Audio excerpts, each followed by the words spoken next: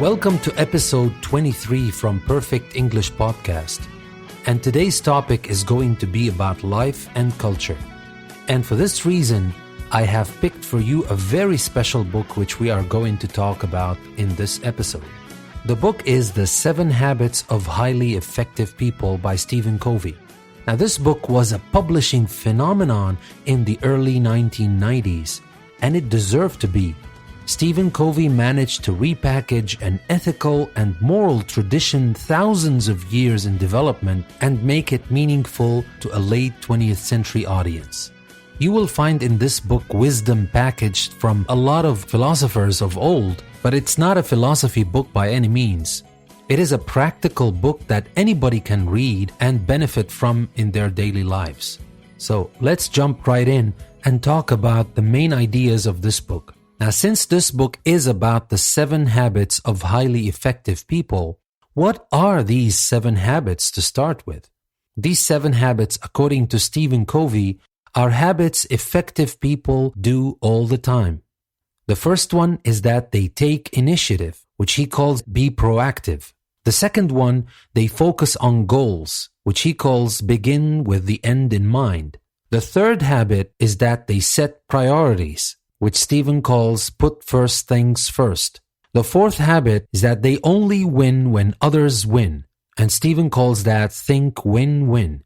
The fifth habit is that highly effective people communicate, and Stephen calls it seek first to understand, then to be understood. The sixth habit is that highly effective people cooperate, and Stephen calls it synergize. And the seventh and the last habit is that highly effective people reflect on and repair their deficiencies, and Stephen calls that sharpen the saw. Now let's talk about the first habit, be proactive. Highly effective people take the initiative. They are proactive. They don't impose limits on themselves that prevent them from acting. They recognize that they have the freedom to determine the kind of character they will have because they can decide how they will act. They may not be able to control their circumstances, but they can decide whether to use those circumstances or be abused by them. They live by the principles of personal vision. Viktor Frankl was a prisoner in a Nazi concentration camp. His entire family, except for one sister, was murdered in the camps. As horrific as his circumstances were, Frankl recognized that he was free because he could decide how he would think and act in the midst of the horror. Even when he was a starving prisoner, he visualized himself lecturing in a classroom, telling students about the horror and what he learned from it. His mental discipline made him stronger than the camp guards. He inspired fellow prisoners and even some of the guards themselves. Frankl was proactive. He took the initiative and accepted responsibility for his fate. He recognized that his fate was his to decide. He didn't have the power to walk away from the camp, but he had the power to master it. Now begin to be proactive by speaking the language of initiative and responsibility. Not I can't do anything, but let's think about some possibilities. Not that's just me, but I can change the way I am. Not he drives me up the wall, but I can choose how I'll let him affect me. Not I can't or I have to, but I will decide and I will choose. Proactive people operate in the realm of the possible. They see what they can do and do it. By taking responsibility and acting, they expand the realm of the possible. They get stronger as time passes. They become able to do more and more. They begin by committing to change something interior and may eventually change the world around them. So that was about the first habit, and that was be proactive. Now let's move to habit 2, begin with the end in mind. Now think carefully about your goals. Many people spend a lifetime pursuing a goal that proves meaningless, unsatisfying, or even destructive. You see them on the covers of tabloid magazines, rich, famous, busted for drugs, or watching their marriages fall apart. Power, money, and fame were the goals that they wanted and achieved, but at what price? Effectiveness is not just a matter of reaching a goal, but rather of achieving the right goal. Imagine yourself sitting in the back of the room at your funeral. Imagine what people could honestly say about you based on the way you are now. Do you like what you hear? Is that how you want to be remembered? If not, change it. Take hold of your life. Implement personal leadership. Begin by drafting a personal mission statement that outlines your goals and describes the kind of person you want to be. Think carefully about this mission statement. Examine yourself. See yourself as you really are. Are you self-centered, a workaholic, money-grubbing? Decide what you need to change and what you want to become. Write the statement, make a commitment to yourself, and keep that commitment. And this is in brief what Stephen Covey says about the second habit, begin with the end in mind. And how about habit number 3? Put first things first. You have the power to change who you are, but that means changing how you act. Never let your most important priorities fall victim to the least important. Many people spend their time reacting to urgent circumstances and emergencies and never invest in the necessary effort to develop the ability to prevent emergencies, to exercise personal management. They confuse the important with the urgent. The urgent is easy to see. The important is harder to discern. Emphasize planning, avoiding pitfalls, developing relationships, cultivating opportunities, and getting adequate recreation. Don't think about cramming a lot of business into your schedule, but rather about making sure that you spend the necessary time on important things.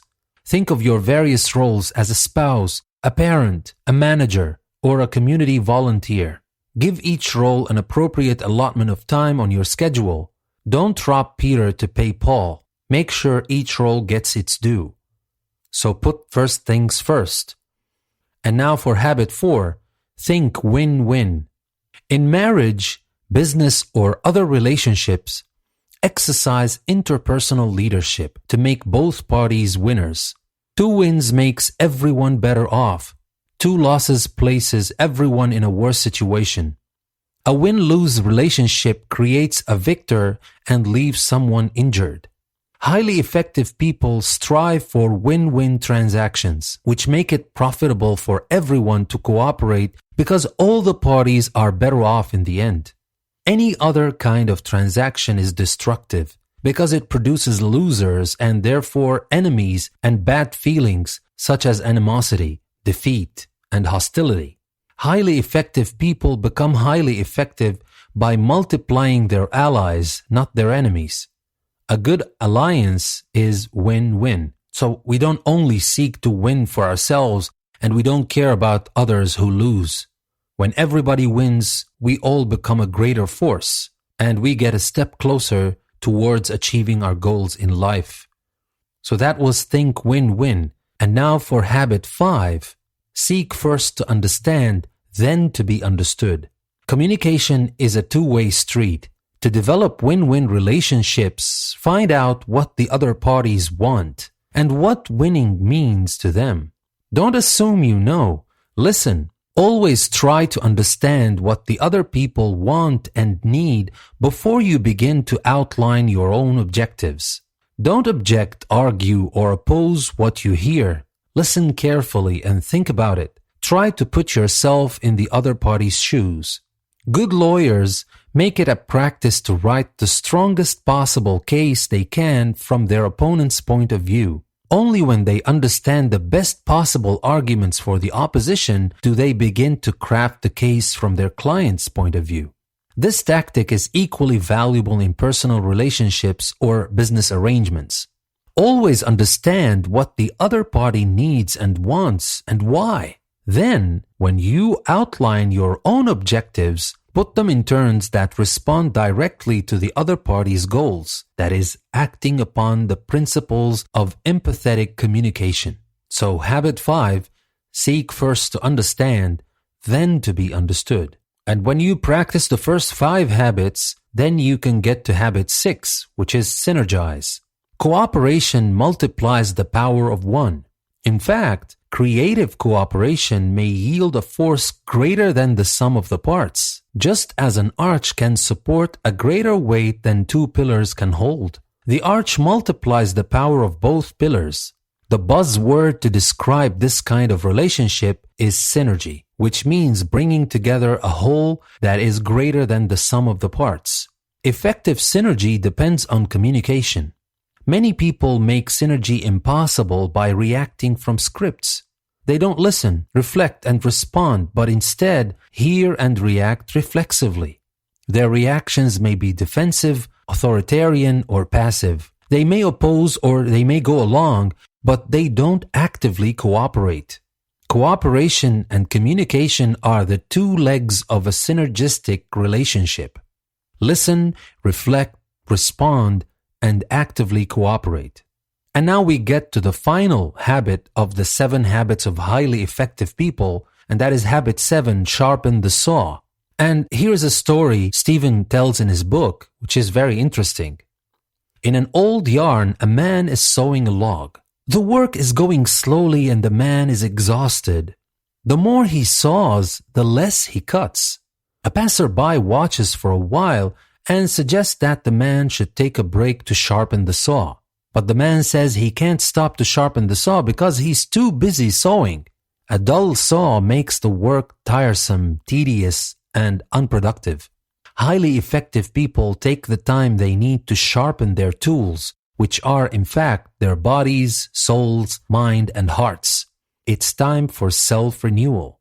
Effective people take care of their bodies with a program of exercise that combines endurance, flexibility, and strength.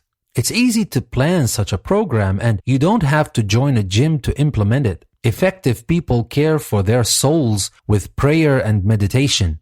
If they are inclined to a religiously grounded spirituality, or perhaps by reading great literature or listening to great music. Never neglect this spiritual dimension. It provides the energy for the rest of your life. Mental repair may mean changing your habits, such as the habit of watching television. Television watching encourages passive absorption of values, attitudes, and dispositions that dull the mind. Read, work puzzles, do math, or engage in some challenging activity to keep your mind alert, active, and engaged. And the heart refers to emotions, which depend greatly on others. Work to develop your heart, your emotional connections, and your engagement with other people. Communicate, listen, and be undemanding. In everything you do, try to make others better off and put them first. By doing so, you'll transform yourself into a highly effective person. And that was a brief summary of the 7 habits of highly effective people by Stephen Covey. But I'm telling you that this is definitely not enough. The stories Stephen tells in his book, and a lot of more details than the ones I just mentioned, are what make the book rich and the reading experience of the book fruitful and pleasing. As for our podcast, that was everything I wanted to tell you today in our Life and Culture episode.